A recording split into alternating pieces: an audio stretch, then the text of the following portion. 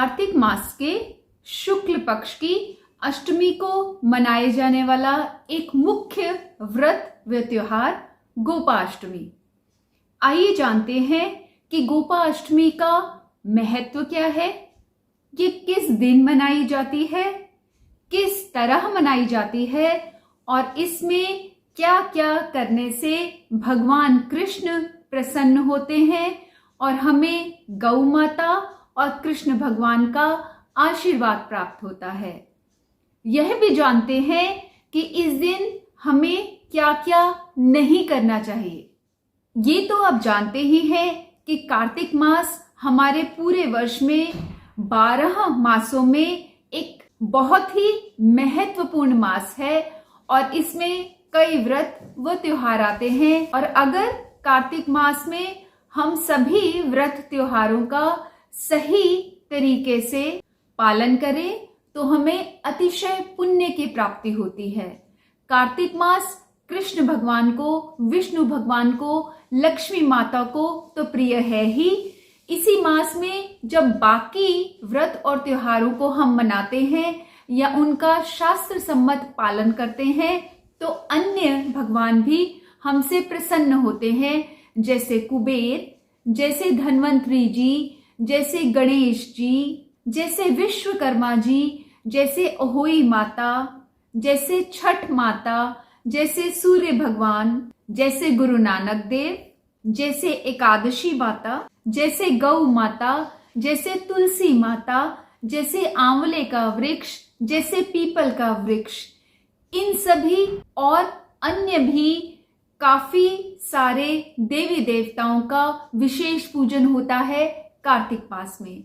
आइए बात करते हैं गोपाष्टमी के बारे में। गोपाष्टमी एक ऐसा त्योहार है या यूं कहें कि ऐसा महत्वपूर्ण दिन है जो कि द्वापर युग से मनाया चला जा रहा है और इसमें गायों, गौ का विशेष पूजन, आराधना व वंदन होता है। इस दिन गौ माता की पूजा का विशेष महत्व है और यह व्रत, यह त्योहार, यह दिवस अगर सही तरीके से मनाया जाए तो अतिशय पुण्य देता है व्रत करने वाले को, त्योहार मनाने वाले को और शास्त्र सम्मत तरीके से इस दिन को निर्वाह करने वाले को। कूर्म पुराण में वर्णित है कि गोपाष्टमी के दिन प्रातःकाल गायों को स्नान कराएं, गंध पुष्प आदि से उनका पूजन करें और अनेक प्रकार के वस्त्रों और गहनों से उन्हें सजाएं। गोपाष्टमी के दिन गायों के साथ साथ उनके ग्वालों यानी गोपों की पूजा करने का भी विशेष प्रावधान है। इसके साथ ही गायों को भोजन कराएं, हरा चारा दें, रोटी खिलाएं, भूसा खिलाएं यानी गौ को गोग्रास दें। गोग्रास वो ग्रास जो गायों को खाने के लिए दिया जाता है, चाहे वो चारे के रूप में हो, चाहे रोटी जिसमें घी लगा हो, जिसके अंदर गुड़ की एक डली रखी हो, या फिर नमक, या फिर सूखा आटा, या फिर ताजा गुंधा आटा, या फिर सब्जियां या पालक, ये सब गोग्रास कहलाते हैं। इसके बाद गायों की परिक्रमा करें। ध्यान रहे कि गाय भी एक पशु है और हम अपने कर्मों का ही खाते हैं और कर्मों का ही पाते हैं। जब आप गायों की पूजा करें, क्योंकि ये कलयुग है, तो अपनी सुरक्षा का भी ध्यान रखें और 1, 3, 5, 7, 11 या जितनी आपका समर्थ हो या श्रद्धा हो, गायों की परिक्रमा करें।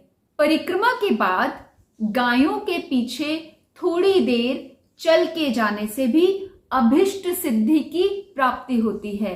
जैसे हमारे ग्रंथों में, हमारे शास्त्रों में लिखा है कि हमें अपने बड़ों के, अपने गुरुजनों के पद चिन्हों पे चलना चाहिए, वैसे ही गोपाष्टमी को विशेषकर गाय के पीछे चले, मतलब गाय के पद चिन्हों पे चले। इससे न आपकी शारीरिक बल्कि मानसिक विचारों की भी शुद्धि होती है और आप पुण्य अर्जित करते हैं। ध्यान रहे, जब भी आप ये कृत्य कर रहे हो, परिक्रमा कर रहे हो, गोग्रास दे रहे हो या गौ माता के पीछे चल रहे हो, तो ओम नमो भगवते वासुदेवाय मंत्र का जाप करना न भूलें। संभव हो तो थोड़ा उच्च स्वर में इसका जाप करें ताकि गौ माता के कान में भी यह जाप पड़े। वैसे तो गौ माता के शरीर में कहते हैं 33 करोड़ देवी देवताओं का वास होता है, किंतु इस कलयुग में वह गाय भी एक पशु है।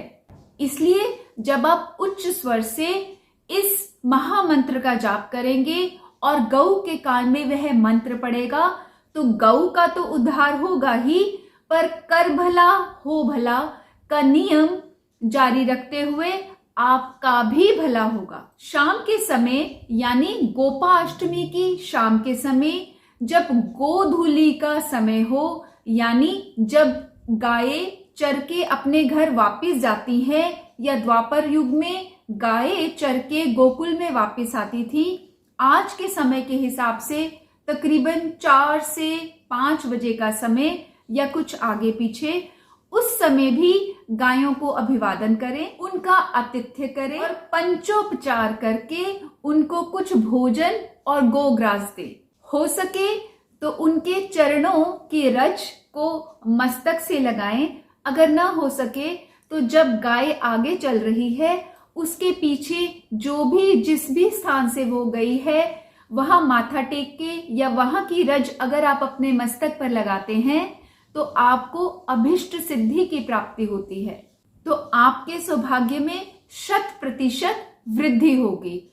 उस समय भी अगर चाहें तो आप गाय के पीछे कुछ कदम चलें और गाय की परिक्रमा करें। मान्यताओं के आधार पर यह कहा जाता है कि कार्तिक मास की शुक्ल पक्ष की प्रतिपदा, जिस दिन आप गोवर्धन पूजा करते हैं, उस दिन से लेकर कार्तिक शुक्ल सप्तमी तक यानी 7 दिन कृष्ण भगवान ने अपने हाथ की कनिष्ठा उंगली पर गोवर्धन पर्वत को धारण किया था।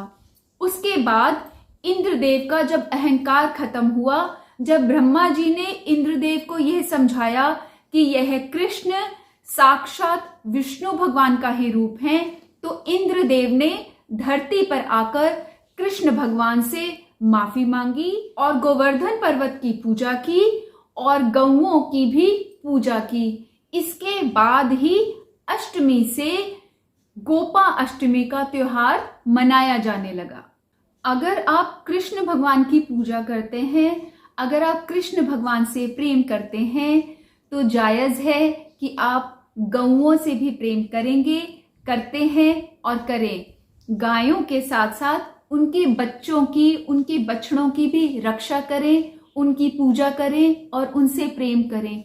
ध्यान रहे कहीं आप पुण्य कमाने के चक्कर में पाप के भागी न बने। याद रहे कई लोग ऐसा मानते हैं, करते हैं और कहते हैं कि गोपा अष्टमी के दिन विशेषकर गायों के गले में हार पहनाएं, फूलों का हार पहनाएं।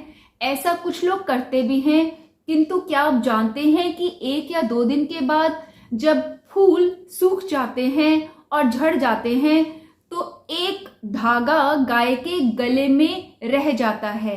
हार पहनाते हुए तो आप किसी तरह गाय को पहना देते हैं, पर उसके बाद गाय जहां जहां जाती है उसको तकलीफ भी होती है उस धागे से। कई बार वो धागा कहीं अटक जाता है, उसमें कुछ फंस जाता है और गाय इतनी सक्षम नहीं है कि उस धागे को तोड़कर निकाल सके।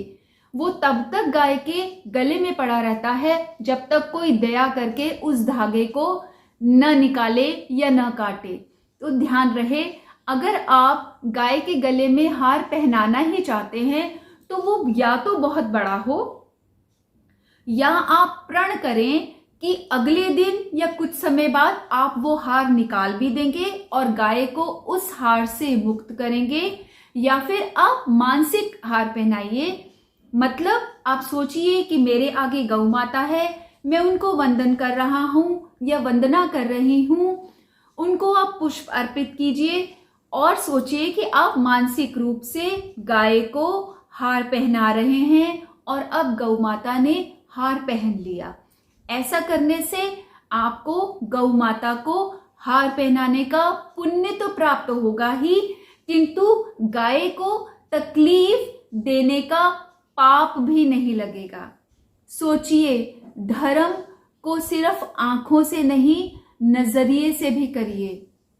कोई भी ऐसा पुण्य कर्म जिससे किसी को भी तकलीफ हो, वो आपको कभी भी पुण्य फल नहीं देगा। इसलिए स्वार्थी मत बने, अपना भला करते करते किसी के दुख का कारण न बने। अगर आप किसी कारणवश गौ माता की साक्षात पूजा नहीं कर सकते हैं, तो सुबह जब आप अपने घर के मंदिर में दीपक जलाएं, तो मानसिक रूप से गौ माता को स्नान कराएं, उन्हें वस्त्र अलंकार प्रदान करें, उनको पुष्प प्रदान करें, उनके गले में फूल माला पहनाएं, उनकी चंदन रोली से अभिषेक करें, चावल चढ़ाएं, उनको कोई मिठाई, आटा, रोटी, चारा ये सब अर्पित करें, गौ माता की परिक्रमा लें और कुछ देर गाय के पीछे पीछे चलें।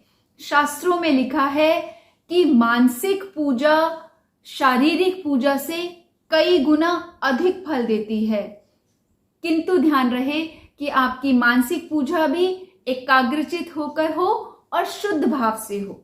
गौ माता की पूजा करने के बाद आप चाहें तो गौ माता की आरती भी कर सकते हैं और श्री कृष्ण का पूजन, विष्णु भगवान, लक्ष्मी माता का पूजन तो आप कर ही रहे होंगे कार्तिक मास में। गोपा अष्टमी का दिन एक विशेष दिन इसलिए भी है कि ना सिर्फ इस दिन हमें गौओं की पूजा करनी चाहिए, पर गाय और उसके बछड़े जो बड़े होकर बैल बनते हैं और जो हमारे खेती में मदद करते हैं और बैलगाड़ी में मनुष्यों की मदद करते हैं, उस दिन गौ, उसके बछड़े और बैल का धन्यवाद भी करना चाहिए। यह वो पशुधन है जो कि सिर्फ हमें देता ही देता है और बदले में चाहता है कुछ हरा चारा, एक प्रतिदिन की रोटी और हमारी उनके प्रति श्रद्धा भावना और सेवा।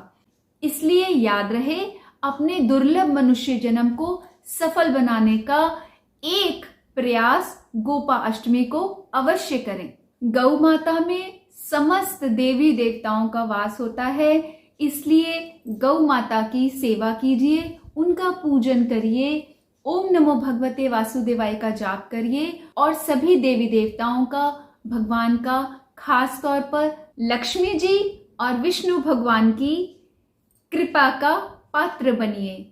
ओम नमो भगवते वासुदेवाय। गौ माता की जय हो।